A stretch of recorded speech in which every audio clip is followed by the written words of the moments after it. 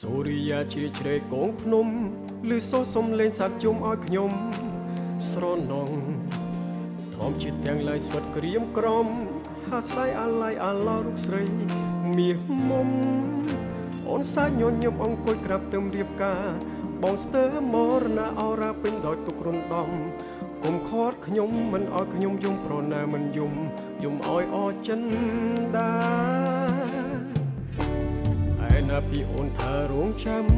អូនធ្លាប់ប្រាប់ថាទោះបីយូរឆ្នាំចាំបងរៀនសែមត្រីអបពីកន្លងដួងចិត្តប្រាថ្នាអូនជាគូក្រងវាសនាមិនខ្លាចនឹងហត់គុំសត់គូពីគ្រប់គ្រា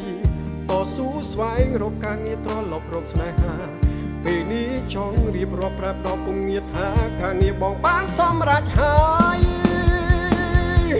ឆ្លើយប្រាប់មកឆ្លើយមកឆ្លើយមកពីស្អីតែហេតុអ្វីក៏ដាច់អាឡ័យម្លេះអូនអើយរៀបការចោលបងដល់គ្មានទុកឆំឡាយមិនដេញត្រានត្រៃឃ្លីអត់ទៅហើយវាសន្យាឆ្លើយប្រាប់មកឆ្លើយមកពីស្អី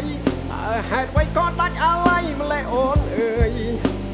រៀបការចោលបងដល់គ្មានទុកឆំឡាយមិនដេញត្រានត្រៃឃ្លីអត់ទៅហើយវាសន្យាប្រោះណាមិនយំ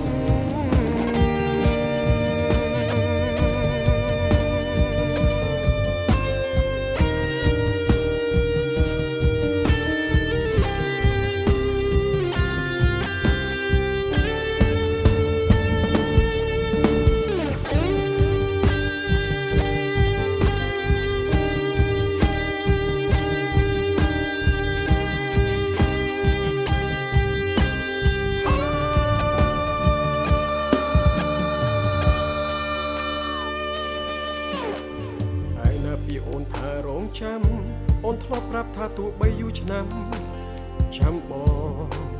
រៀនសែនត្រូវអបពីកន្លងដួងចិត្តប្រាថ្នាអូនជាគូក្រង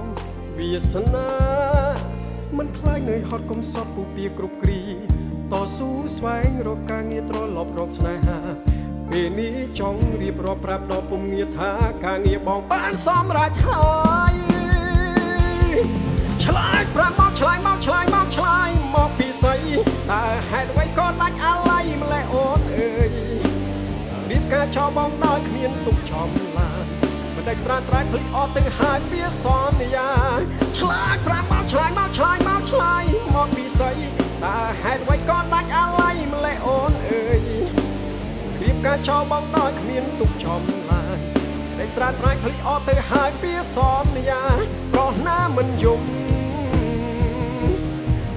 ណាមិនយំឆ្លើយប្រាប់មកឆ្លើយមកពីស្អីតែហេតុអ្វីក៏ដាច់អាឡ័យម្លេះអូនអើយរៀបការចោលបងដល់គ្មានទុកចំឡាយមិនដេញត្រានត្រៃឃ្លីអត់ទៅហើយវាសន្យាឆ្លើយប្រាប់មកឆ្លើយមកពីស្អីតែហេតុអ្វីក៏ដាច់អាឡ័យម្លេះអូនអើយរៀបការចោលបងដល់គ្មានទុកចំឡាយមិនដេញត្រានត្រៃឃ្លីអត់ទៅហើយវាសន្យាប្រោះណាមិនយំ